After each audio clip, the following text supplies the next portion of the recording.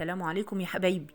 انا اماني محمد. ان شاء الله النهارده مع بعض هنعمل النوتيلا الاقتصاديه في البيت. هنعمل كميه كبيره ما شاء الله بمكونات بسيطه جدا. النوتيلا بتاعتنا طعمها احلى بكتير عن بدائل النوتيلا في الاسواق، وكمان طعمها قريب جدا للنوتيلا الجاهزه. النوتيلا بتاعتنا سهله الفرد جدا، وزي ما انت شايفه معايا بتمط زي الجاهزه تمام. وطبعا كلنا عارفين ان الاسعار ارتفعت جدا، فلازم كلنا نحاول نعمل اللي نقدر عليه في بيوتنا، مش كل حاجه بقى نستسهل ونشتريها. يلا بينا اذكروا الله وصلوا على الحبيب عليه افضل الصلاة والسلام، وتعالوا نشوف الطريقة مع بعض بالتفصيل ونقول بسم الله. معانا حلة هنزل فيها بنص كوباية من السكر، وتقدري تستعملي سكر التموين وده حسب المتاح عندك. هنزل عليهم بنص كوباية من اللبن، وتقدري تستخدمي البقري او الجاموسي او حتى كمان المعلب. والمكون بقى اللي هيديلنا طعم البندق اللي بنحبه في النوتيلا الجاهزة، كيسين من النسكافيه بطعم البندق.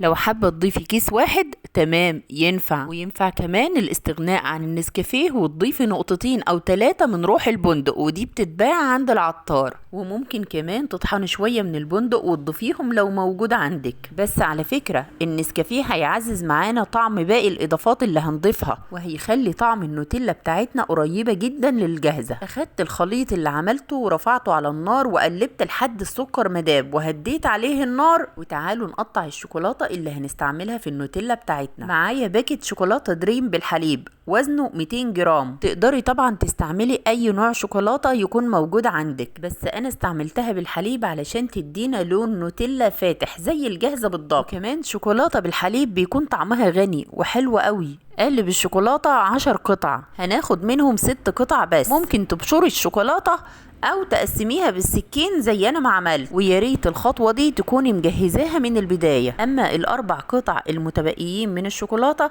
فانا هغلفهم بالشكل ده واحتفظ بيهم في قلب العلبه، وبشيلها في باب التلاجة لحين الاستعمال مره تانية. هناخد الشوكولاته بتاعتنا بقى ونروح على الخليط اللي رفعناه قبل كده على النار. اول الخليط ما يبدأ في الغليان بنزل بالشوكولاتة بتاعتي واقلب الشوكولاتة بتاعتي في الخليط، وبعد كده اقفل النار واستمر بقى في التقليب لحد الشوكولاتة بتاعتي ما تسيح تماما في الخليط.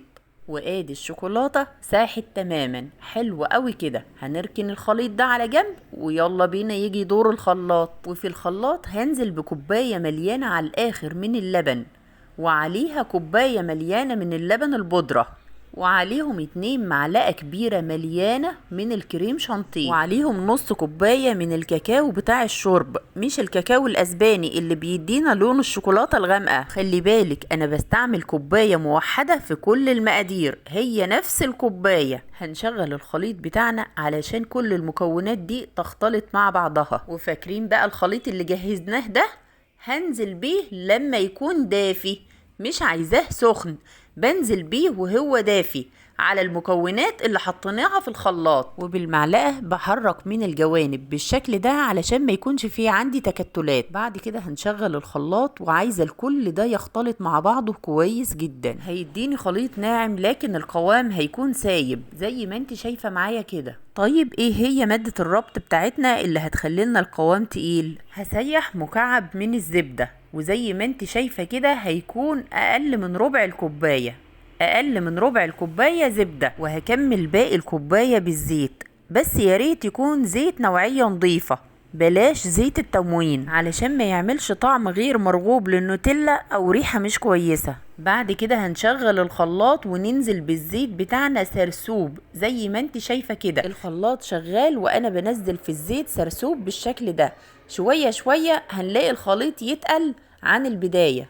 اختبرته بالمعلقة بالشكل ده لقيته لسه خفيف شوية، فهنزل كمان بنص كوباية من الزيت، وزي ما اتفقنا بننزل بيها سرسوب والخلاط شغال. هنلاقي الخليط بتاعنا ما شاء الله تقل بالشكل ده، وطبعا الخليط لسه دافي، يعني كل ما نسيبه يبرد كل ما القوام يتقل اكتر واكتر. حلو قوي كده. وخلاص كده شكرا للخلاط بتاعنا، ونركنه على جنب. وبرطماناتك يا ست الكل اغسليها وعقميها علشان النوتيلا تقعد عندك اطول فترة ممكنة في التلاجة. وادي النوتيلا بتاعتنا ما شاء الله.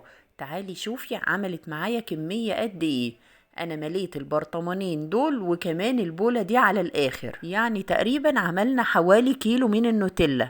بعد ما تعملي النوتيلا خديها على رف التلاجة وحطيها ساعتين 3 علشان تجمد وتديلك القوام الرائع ده. نوتيلا ناعمة جدا وقوامها وطعمها قريبة جدا للجاهزة وأحسن من البدائل التانية الموجودة في الأسواق. جربوا الوصفة وأتمنى تعجبكم. يا ريت بقى لو عجبكم الفيديو ما تنسوش لايك للفيديو واشتراك معايا في القناة وتفعيل الجرس علشان يوصلكم كل جديد. ورجاء دعواتكم لوالدتي بالشفاء. والسلام عليكم ورحمة الله وبركاته. أماني محمد.